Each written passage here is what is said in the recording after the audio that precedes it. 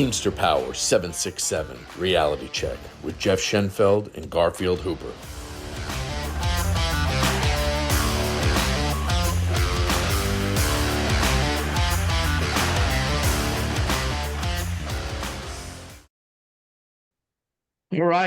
All right. Back for another episode. So today we actually have two generations of Teamsters. Okay, we have Joseph Lambert, who retired in 2020, 33 years a Teamster. He was in package and feeders, and his daughter Jenny is just under 4 years Teamster, and she drives in package car.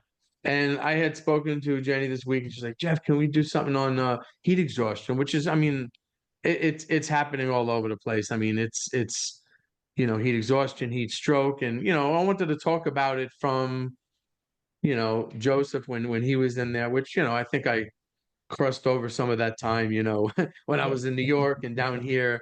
But I just want to get first how you remember it, Joe. When you were driving, what are the things you remember, during the summertime and the hot months, and just Yeah. let us know what you're thinking. Well, good afternoon. Like you said, I'm Joe Lambert, and I served in the Preston Center for a long time, and then I went to Feeders in 2015, and I ended my career in Lone Star. So, yeah, I started driving in 1989, and I was younger. The heat wasn't too bad. It was rough, but it wasn't too bad. But as I got a little bit older and it got a little harder on my body, especially going up and down that truck so many times every day.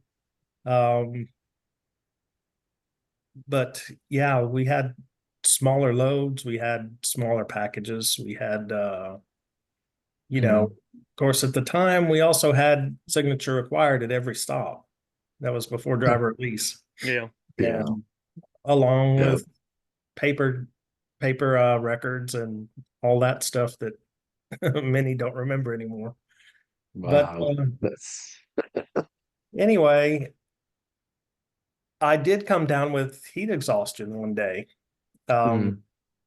And it comes on, it just sneaks up on you pretty much. You feel kind of tired, and then pretty soon, you're sick and you're throwing up. So, and nowadays with more packages, Yeah. heavier loads going out, and it's just crazy. You just have to watch yourself and keep yourself hydrated. Yeah. Yeah. Let me ask you, so back then, did you hear of many deaths from the heat? What, No, no, I don't recall hearing a lot of deaths of any kind yeah. Yeah. way in the beginning. And then since it seems recently, last 10, 15 years maybe, there seems to be deaths of all sorts, just Yeah. Yeah. but Yeah. heat is a big one. Yeah. And one is too many, right? I mean, It one is. is too many. And, we try to do things every day to, protect ourselves, hydrate the night before, cool zones, everything. But, with more packages, I mean, it's crazy because once again, we're just a number to them, right? And they'll keep Right. pushing and whatnot. So it's crazy. So now I'm going to switch over to Jenny. Okay. Tell me your experiences. You're driving now a couple of years. What Well, are you thinking? it we've had a death in our center this year, but what I noticed anyways, and I don't know if it's the culture or whatever, but the guys in my center, they acknowledge that it's there, but Mhm. it's not something that they want to talk about. Like, and that's probably one of the reasons why people should talk about it, because you can hydrate and you can do all the things they say, and you should, but that doesn't necessarily mean it's not going to happen. It's just going to try and help not happen to you, Yeah. right? Yeah. So even if you have all your electrolytes and all your water, you're still losing that. And what UPS doesn't hit on is the rest part of it. You need rest to recuperate. Well, right now we're working 12 to 14-hour days. Most of us had 60-hour work weeks this week. So they're not getting the rest. And so I wasn't feeling good. I went to the doctor, and they gave me a bag of fluids, and I felt much better. But they're like, you're so tired, you're so exhausted because you're out in the heat and the sun, 14 hours Yeah. a day. You need to try and rest. But if we're not Yeah. given time to rest, how are we going to do that? Yeah. And Yeah. It's oftentimes, crazy. oftentimes the management's, at least in my experience with a few of my managers that we've had, oftentimes their excuse is, oh, well, you just got to push through it. I've been in a meeting with someone when they said, oh, well, you just got to push through it. And it's not something that you can push through. Like when you start to feel these things, like with heat exhaustion, you're sweating, you're tired, and all that stuff, and then you get into the heat stroke range when you stop sweating altogether, and Yeah. your kidneys are starting to shut down and all that kind of stuff. No amount of willpower is going to work you through that. And people sitting in the offices crunching numbers and the air conditioning don't understand that. People like, I'm fairly certain I've got more time behind the wheel than every member of management in my building combined. Mm. So they don't understand it. And, some can No. say that it's not understanding, some could say that it's not caring. I'll leave that up to you guys, but it's disappointing when you're trying to get this point across and you're trying to make sure that people stay healthy so that they can continue to work and they continue to do this job and live through to retirement and enjoy their time with their families. And their best option is like, well, we got to get the stuff delivered. That's their. Mm. I Yeah, that's always. yeah. Let And me, let me I tell you a told story that happened yeah. to me one time. I was delivering to Whole Foods, a brand new Whole Foods out there on my route. And he had this strange looking thing. And I said, what is that? He said, it's a temperature gun. He said, I have to shoot it in the back of these cheese trucks. And if it hits a certain temperature, I got to refuse the whole truck. I said, well, shoot it back here in my package car at 10 o'clock in the morning. It was July, 10 o'clock in the morning. He registered 140 degrees. I believe it. It's not running all Oh, day yeah. at 5 o'clock in the afternoon. It's, parked in the shade under, Yeah. at a loading dock. So Yep. the temperatures do get extreme, and it's not considered that important, I would guess. Or certainly you don't feel the same way you do if you're sitting in that office No. shuffling paperwork. So Yeah. Yeah. And, again, they, with this contract that this current contract they said was, great heat protections. And I'm just going to say it. If there were great heat protections, one of them would be, hey, that we can say to UPS, hey, you got to add routes. That would have been a great historic heat protection right there. Yeah. Because it's about being on the road a lot of the time for all those hours. Like Jenny was saying, but it's not in there. And it's like, okay, I give you water, give you ice. Okay, things that we've already gotten, right? Things are still happening. It's about the time on the road. And like you said, Joseph, also 140 degrees at 10 a.m. in the shade. I mean, it's just unbelievable. And I think to myself, I've thought plenty of times, I'm like, is this where they're going to find me on my truck? Yeah. And I mean, it's scary. I mean, Jenny and Garford, you've had someone die in your centers. And again, that's, too many right there. I mean, that's it. And, earlier this year Garfield in your center, when they send someone back out after being at a Concentra or a Care Now, instructing them to go back out after a heat injury. Yeah. I mean, I went ballistic on the side. I was like, are you kidding me? And that's where we got to tell people, hey, listen, no, you have your heat injury, you're done. You're done. And they got to know that, but they try to put the fear. Company puts the fear in. Oh, you're gonna no, no, no, no, no. We're done. But the fact that they would do that in the first place is just that's unbelievable. And again with the AC, we know full well we're not going to see AC for a lot of years. No. Okay, we'll just leave it at that. And Joseph, let me ask you something. Do you think AC in the trucks helps that much? I mean, just think about it. I mean, wouldn't it have to be in the back, not just in the cab? I mean, what are your thoughts on the AC?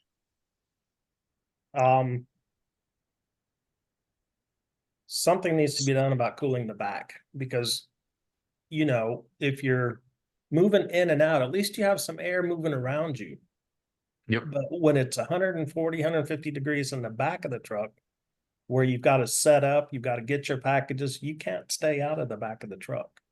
Yep. You can limit your time if you have a decent load, but you know, otherwise you're going to be back there. Even with the doors open, it doesn't seem to release a whole lot of the heat. So No. I do believe that something needs to be done. Yeah. It's Some well, sort of I mean, it ventilation. does. Yeah, and what? So Jenny, what about you? What do you think? Besides the obvious, the AC way, what's something that you say? Okay, listen, this will help us. What do you think? I think, well, first off, we're going out with, well, this week was kind of weird because the Microsoft thing, but like we had people going out with 350 stops, not packages, stops. So, and meanwhile, the whole summer, probably since like March, we've been sending our drivers either back to the hub or to the Arlington Center, right? And we've Mhm. had these, instead of, doing smaller loads, like 150 or so, we're doing 200 plus stops. Why are we Yeah, sending them to another center or to the hub and not utilizing them? Like that doesn't make sense. It doesn't make them happy. It doesn't make us happy no, because it's long day, like yeah, the less time we're out in the heat will help, because yeah, we do have to organize our truck and all that stuff, but to top it off, we have more stops, more packages yeah. in the back of the truck that makes us stay back there longer. I do know a few guys in Lone Star that bring those the swamp coolers, Mhm. but that's $400 or $500 of their own money, but they keep it back there in the back of the truck, and they said it helps out immensely. Why can't UPS figure out a way to do that if the AC is the way they want to go? Yeah, And yeah, no, it's important to note too that I had this argument in our center because last year we had, at one point I think we had like 20 drivers out with heat injuries at one time, 25 drivers out. And their big push with us this year was to avoid that this year. And I was like, well, the easiest way to avoid that is to put more cars in and allow more people to go out and work with with less hours in the day. And because I tried to explain to them that you don't get heat exhaustion in a day. Like it builds Mhm. up over the time. Like if you spend 12 hours out a day every day in a week, that heat exhaustion really starts to hit around like Wednesday, Thursday, Friday. Mhm. And they couldn't get that point across. Of course, everybody remembers the issues we had um with people, them laying off people back to the hub, just like you said. And I couldn't get the point across to the people that, I mean, it was falling on deaf ears is basically what it was. That we needed to put more routes in, that we needed to have more drivers on the road. Finally, they did that, but by the time they did it, it was too late. People already started having heat injuries, and our center alone, we were told, cost the company $1.8 million in injuries last year. And I was like, well, It's on them. I'm telling you how to avoid it. Like, if you don't want to spend, like, putting 3 or 4 extra routes in a week is a lot cheaper than $1.8 million at the Well, end of Yeah, the year. it's not just that too. Like the guys in my center, if they have a heat illness, they're out until it's below 85 degrees. So Yeah. you're losing a bunch of drivers yep. when all you had to do is put in more trucks. Yep. Well, yeah, and it's what happens is we all know this. Each time you're more susceptible to it, Mm-hmm. and that's a huge problem. And the thing is, and I got with someone in upper management last year. They're like, oh, "Okay, we're going to put in." I had sent in an email to Carol Tomei just explaining what was going on, right? And they had one of the regional people get back to me, and they put some extra trucks in for a week, right? But then the next week, I'm like, what happened? They're like, well, it didn't make a difference. It didn't make a difference. Well, maybe it was just heavy. Maybe you didn't put enough in. I don't know. But it's you put more routes in, that's less packages, that's less time people have to be on the road. And they don't really want to hear it, they want to do certain things for show, I mean, I appreciate they got back to me on it, but it was just, okay, well, why don't you continue it? Don't just say, oh, look what we did for 2.5 days or whatever it is.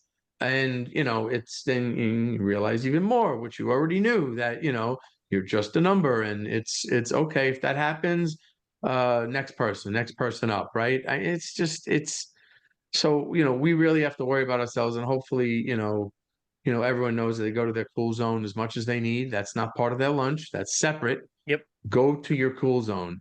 I mean, find a cool zone. And if you're having such an issue, go to your cool zone, then get with your supervisor. You'll get there first. Don't try worry about getting in touch with them. And we do all this, we say all this because every one of our lives matter. And the cardboard doesn't mean a damn thing, if we don't have, our, friends and family, people dying, we don't need that. We need people to make it home every single day.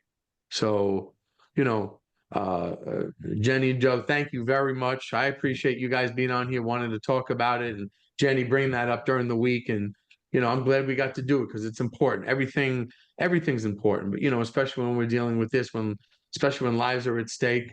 I'm glad we got to speak, about it, on it more. So for myself, Garfield, thank you for having Jenny and Joe on, and everyone have a good day.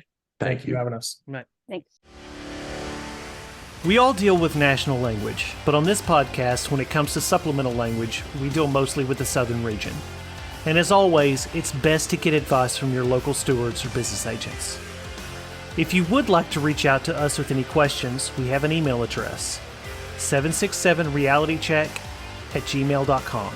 That's 767realitycheck@gmail.com. And remember, strong people stand up for themselves, but the strongest people stand up for others.